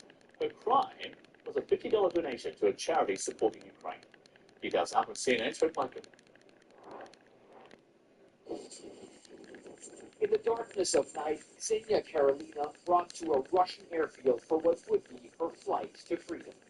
President Trump praising Russian leader Vladimir Putin after the prisoner swap. We spoke to President Putin about it, and they made a deal. They released the young ballerina, and she is now out, and that was good. So we appreciate that. We hope that we're going to be able to make a deal relatively soon with Russia and Ukraine to stop the fighting. The actual exchange in Abu Dhabi. Ksenia Karolina passed by Russian-German citizen Arthur Petrov, charged in the U.S. with trying to acquire microelectronics for the Russians to be used in weapons manufacturing. Ksenia Karolina was sentenced to 12 years in a Russian labor camp for allegedly donating about $50 to an NGO supporting Ukraine, which a Russian court ruled to be treason. Russian-born, but with U.S. citizenship and living in L.A., Ksenia Karolina is an amateur ballet dancer. Supporters say she was arrested after flying to visit family members living in Russia. Her fiancé tirelessly lobbying for her release, including here on CNN. It's painful to see this. Knowing who this woman is, my heart. I see helpless. I see someone that's just crying for help, hopeless. Someone that's afraid. That's what I see. But now, a big smile. Ksenia Karolina on a U.S. government plane headed back to America. This image posted by the U.S.'s Special Envoy for Hostage Response, Adam Bowler. She's the second American freed by the Trump administration after teacher Mark Fogel was released by the Kremlin in February. I want you to know that I am not a hero in this at all. And President Trump is a hero. Sources telling CNN the swap for Karolina shaped up when one of Russia's top negotiators, Kirill Dmitriev, was in Washington last week. I think there is already progress on some trust-building measures. There were some prisoners exchanged, and there is a discussion of what the end game can be. But the Ukraine ceasefire the Trump administration has been seeking is nowhere in sight. This video posted by Ukraine's 3rd Assault Brigade claiming to show their troops storming a village in eastern Ukraine. But for now, the Trump administration continues its diplomatic offensive, offering Moscow much improved ties if a peace deal with Ukraine is achieved. Fred Pleitgen, CNN, Berlin. Benjamin Rad is a political scientist and senior fellow at UCLA's Berkle Center for International Relations. Welcome back. It's good to see you.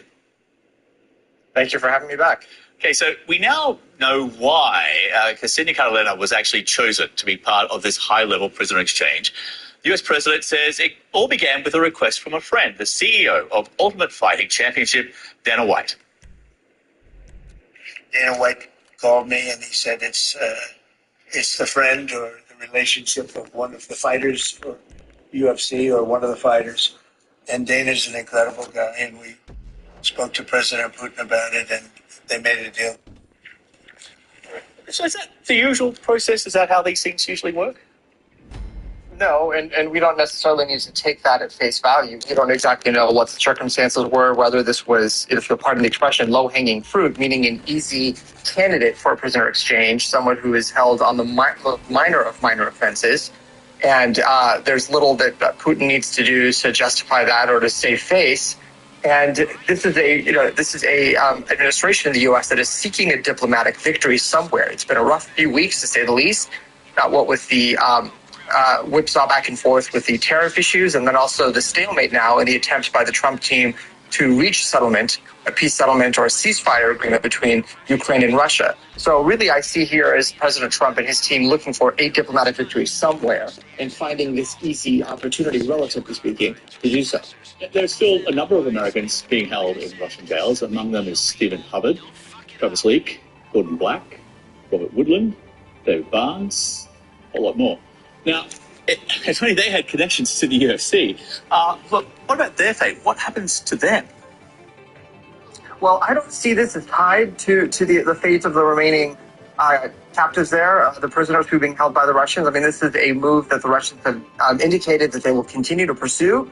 It serves them to do so. It gives them bargaining chips in their negotiation with the United States to loosen the sanctions or reverse the sanctions, roll back some of the harsh measures that were put in place after the invasion of Ukraine, and also to help restore ties with the United States and to thaw the diplomatic chill between the two countries. But really, this should be seen as part of a broader picture to accomplish those objectives and not necessarily part of a chain of events that would lead to future releases of prisoners being held. What does seem notable in all of this is that this prisoner exchange happened while those talks continued in Istanbul about upgrading the U.S. embassy in Moscow, very practical discussions which are underway. And this is the second prisoner exchange in a matter of months, which is, I guess, on the positive side of the diplomatic score. But these talks about a ceasefire in Ukraine have now stalled, mostly because of Moscow, and yet they're still having this warming of diplomatic relations. So explain the connection between all these things. Yeah, and I think that we see an instance where President Trump is trying to give Vladimir Putin every and any opportunity to have the perception shift of the Russians in the sense that they're the ones dragging this conflict out. They're the ones that were the aggressors. They're the ones that are now holding up any ceasefire deal. And so we see President Trump time and time again saying to Vladimir Putin, look, here's a window that you have. Jump through it. Demonstrate, show goodwill. We're going to give you the benefit of the doubt over and over, despite what we're not getting in return. And I think what we're seeing here is, starting again with one of the more easier prisoner exchanges to do based on the charges against her, and to demonstrate that, okay, this is an attempt to get that momentum going. And it's not perceived as a buildup to future prisoner exchanges. I think these things stand in isolation from each other. What they don't stand in isolation from are the broader geopolitical events. And in this case, it is the Ukraine stalemate. And again, the fact that the president has had a really rough last 2 weeks, internationally speaking, and in many ways probably felt diplomatically isolated. And here he's working with an ally, the UAE, to help facilitate this. So it shows it as a diplomatic win for the United States. In some ways, is it a reflection of the fact that the ceasefire in Ukraine just doesn't seem to be as big a priority for this White House as improving relations with Moscow? Well, I think that for this White House, it is seen as it's putting the cart before the horse. Improving relations with Moscow, it probably views as will beget a better situation with regards to the Ukraine conflict. In other words, appease Putin or make Putin feel like he's gaining something diplomatically, internationally, not feeling as isolated. And then he might be more amenable to a resolution or settlement on the Ukraine conflict, even if it's not with stakes that favor the Ukrainians as it stands. So absolutely, I think that this is really meant to sort of soften that pathway to negotiations there. Benjamin, thank you for being with us. Ben Rad there in Los Angeles. Thanks for staying up. Appreciate it. Thank you. As we mentioned, the prisoner exchange took place the same day U.S. and Russian officials met in Istanbul for a second round of talks about upgrading services for the U.S. Embassy in Moscow. According to the U.S. Secretary of State, right now the embassy is barely operational because of restrictions imposed by the Kremlin in recent years, including a ban on hiring local staff, as well as no access to the local banking system. Both sides have agreed to continue talks in the near future. Well, when it comes to the U.S. economy, the view from the White House is upbeat and jolly hockey sticks. So why are so many experts predicting a recession? We'll have the one and only Richard Quest in just a moment.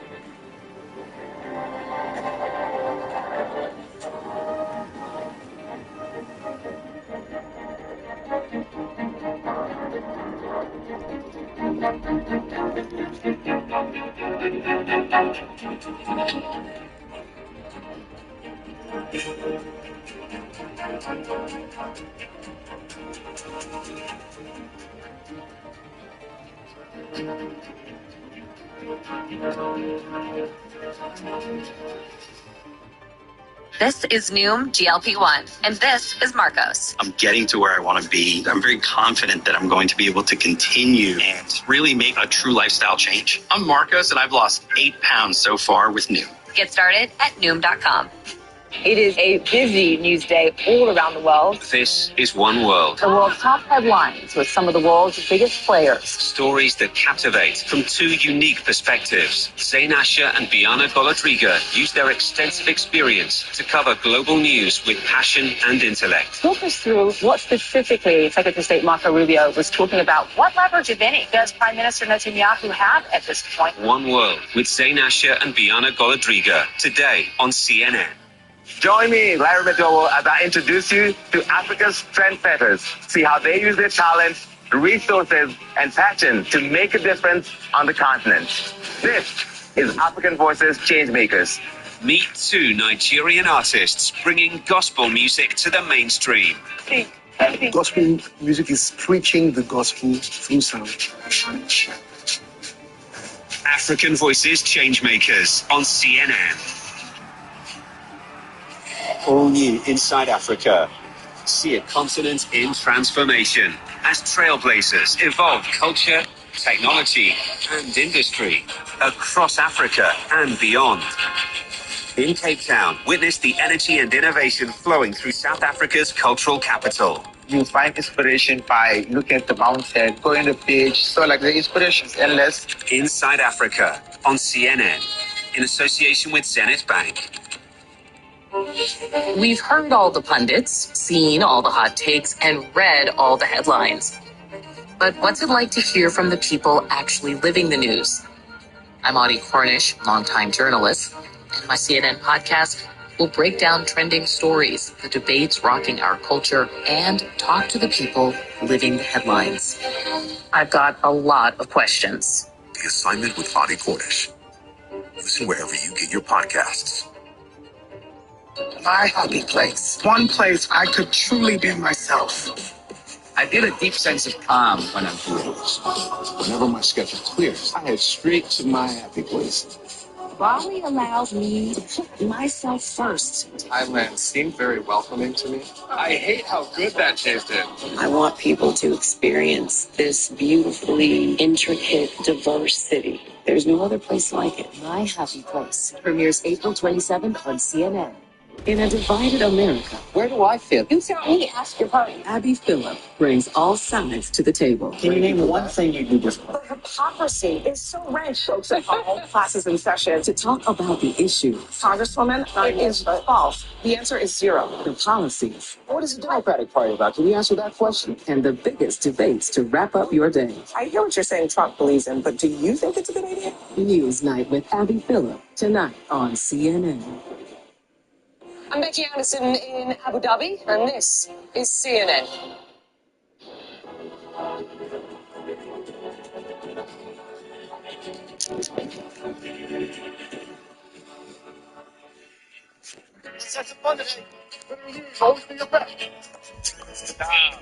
Students and resulted in one stabbing the other.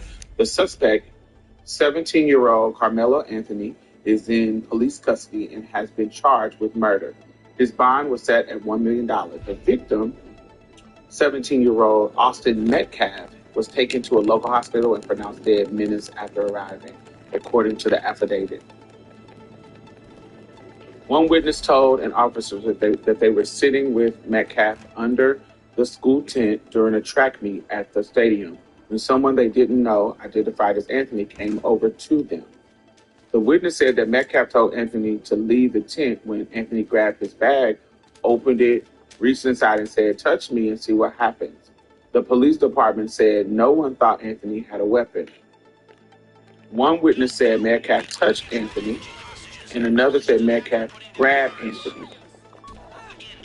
Anthony then pulled out a knife and stabbed Metcalf once in the chest before running away, according to the police. At that point, Metcalf grabbed his chest, told everyone to get help, and told everyone to get help. Police said that when they arrived at the scene, Metcalf wasn't conscious of breathing. Athlete trainers were performing CPR. Another officer spoke to two witnesses, one being the victim's twin brother, Hunter Metcalf. The officer said they were both hysterical and couldn't speak to police. My other son, who was there, I was holding his hand on the hole trying to save his life. He told me, I looked at him and his eyes were gone. He wasn't breathing. Carmelo Anthony asked one of the police officers if he was okay. Another officer said that Anthony complied with him and said he was protecting himself, according to the affidavit.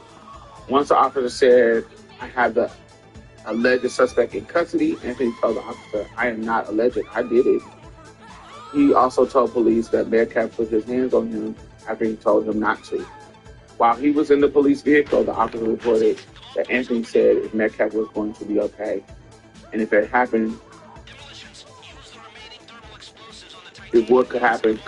what happened could be considered self-defense. Listen, for me, it sounds like old boy was trying to be a tough guy.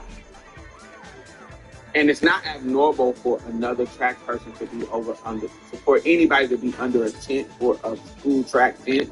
So him trying to make him leave the tent probably was him trying to be a tough guy. Like, oh, you get off and under our tent. And Carmelo is like, "Yo, bro, don't make no threats. Like, nigga, leave me alone." Because we know. Touch me. No, that's warning. Like, put your hands on me.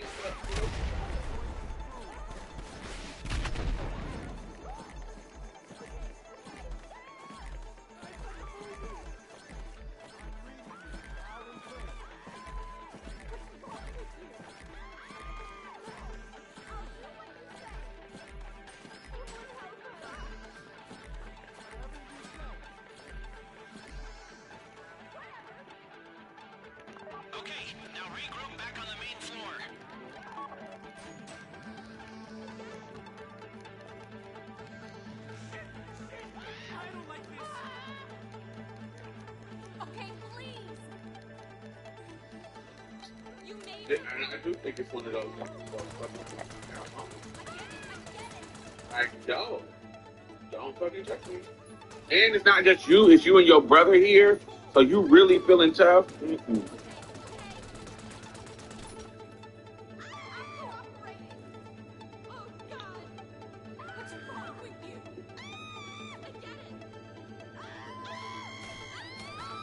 Oh, for sure. You know it's going to have a racial aspect to it. But luckily, it was tons of witnesses that are giving details about what happened.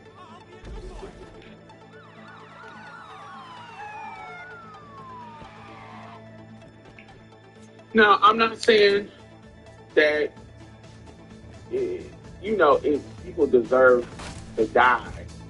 But listen, you don't know what people are gonna do when you trying them.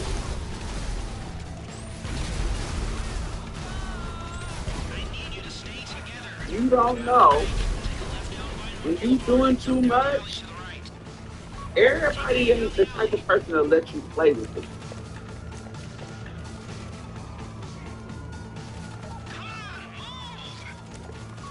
It's just everybody ain't that person.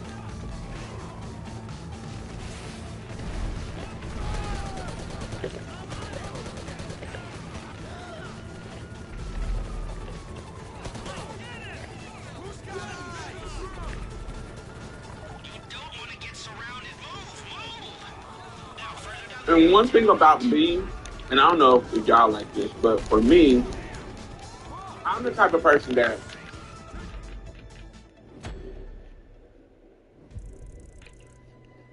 don't try to get no.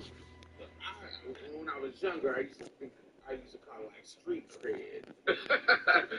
Don't try to get no street cred points on me.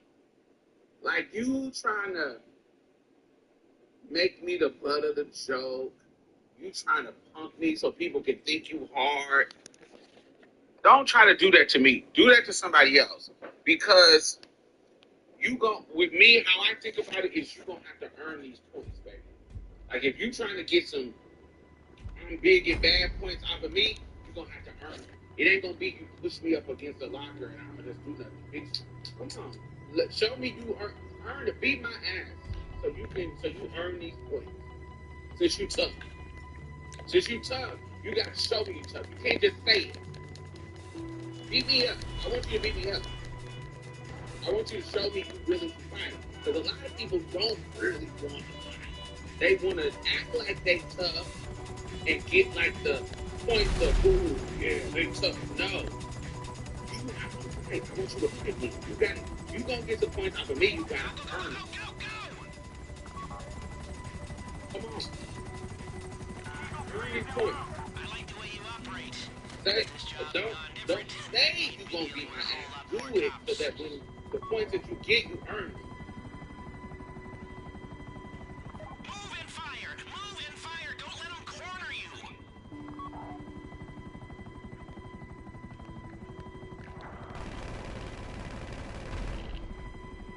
Yeah.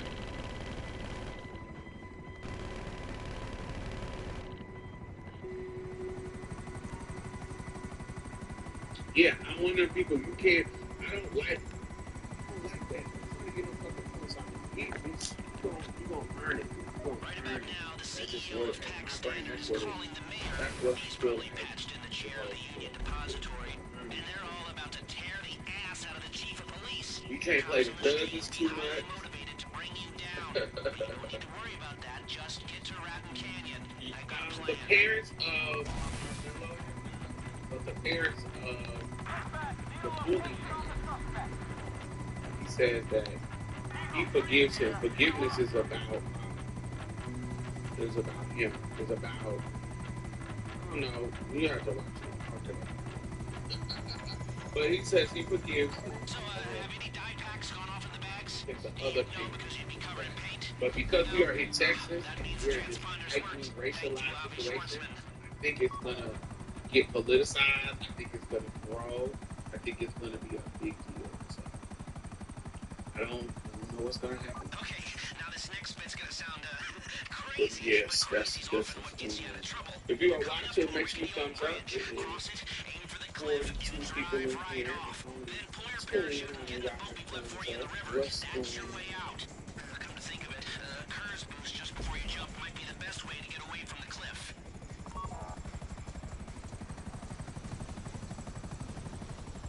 Alright, we jumped up to 30.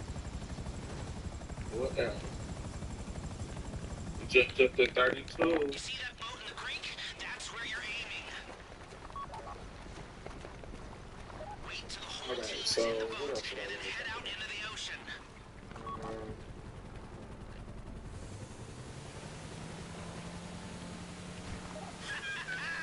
There's a lot of confused voices coming out of my police scanner right now. You know what? I might have just pulled this off. Maybe I am a genius after all. My friend's brother almost did this to a bully. He's been institutionalized for 20 years. He didn't even get to harm the person just had the knife. Did he stab him, or didn't he even get to stab him? And they just threw the book at him. Because I've seen that situation too. Do you think you will ever write a memoir? I think I ever write a memoir. Yes. Okay. Cassandra, it is called The Love Beneath. It is not out yet, but it will be.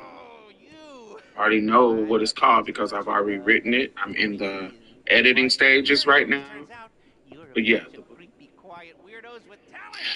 The death toll rises from the nightclub. Transition cost and transition problems, but in the end, it's going to be a beautiful thing.